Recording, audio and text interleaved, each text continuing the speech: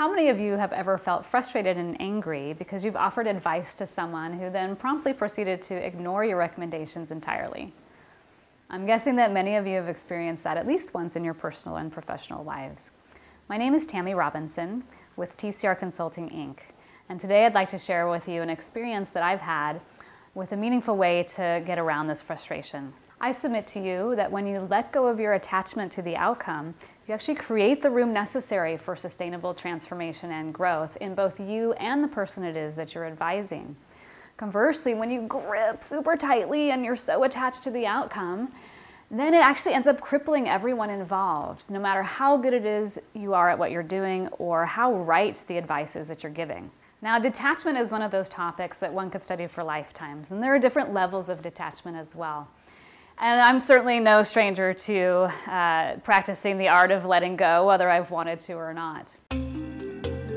As someone involved in high-impact nuclear disablement activities overseas, I had to learn that my efforts, no matter how hard I worked, could only be as successful as the host country was willing to let them be. And let the exhalation flow down the back. So my longtime study of yoga and yoga philosophy has also helped me with practicing detachment. And what I've learned through that is that it's not really about how deep I go in each pose, but really about how contented I am and how much I'm able to surrender in each pose. Drop the shoulders, and I try to impart that practice of detachment to my students as well. Release and change sides.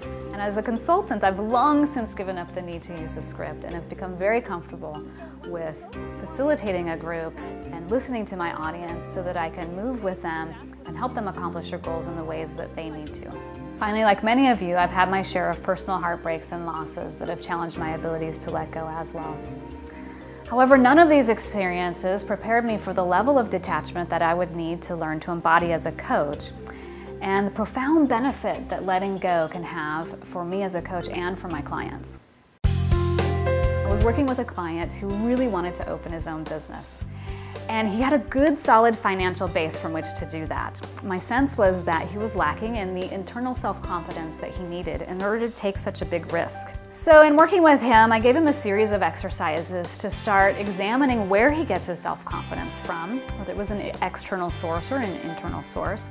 And then some exercises for him to start building his internal sources of confidence by setting boundaries and sitting with that discomfort that can come when you start telling other people no.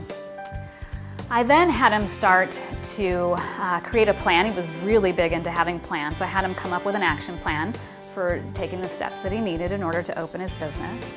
And then I had him check in with some of the assumptions that he had around his abilities so that he could learn to have some compassion for himself. So we were nearing the end of my coach training program, and that meant the end of my coaching with this particular client, no matter where he was with his topic. And I suddenly started having this resistance to preparing for our final meeting. And I couldn't really understand where this resistance was coming from. I couldn't make myself sit down and actually do the preparation for the meeting. I was doing everything else possible. I was cleaning the house, playing with the dogs, calling friends I hadn't spoken to for a long time, all kinds of other things to avoid actually sitting down and looking at and preparing for this final conversation. When I sat down to do it, I actually sat there and I thought, oh my gosh, you know, he didn't seem like he was really getting anywhere. Like the exercises were really helping him. So I called up my coach mentor, and my coach mentor reminded me of the need to let go of the outcome, and that no matter what is happening with that client, even if he doesn't open his own business tomorrow, the work that we're doing has probably had some impact, and you can find out what that impact has been in the closing conversation. We sit down for our meeting. It's like I'm meeting with a completely different person. He was so full of confidence. He was unstoppable, so much so that some stranger came up to us in the restaurant where we were meeting and came up to him and said, you know what, you are just radiant, you are glowing. I don't know what's going on with you, but you are glowing. And just walked away. So there was something in that letting go that I needed to do that allowed him then to fully blossom into what he was learning. And when I look back on that, I discovered that my attachment to a specific outcome was really around my own need to be perfect. I felt like a failure because I felt like the client hadn't been making progress in the way that I thought the client needed to be making. But as soon as I let go of that, it created the space for the client to then grow in the way that the client needed to grow and actually overcome what was holding him back. So as soon as I let go of my own expectations for the outcome, the results ended up being far better than I ever could have imagined. And I've seen this principle play out time and time again. The more that I'm able to let go of my attachment or expectation to how things should turn out, the more present I'm able to be with my clients and with anyone that I might be talking to, whether it be a family member or a friend. And the more I'm able to let go, also the more room it opens up and the space it creates for that person to be able to develop in the ways that they need to develop and to find their own solutions, which means those solutions are going to actually stick a little bit better. So the next time you find yourself holding on to an expected outcome, I invite you to ask yourself the following questions as a way to start the process of letting go.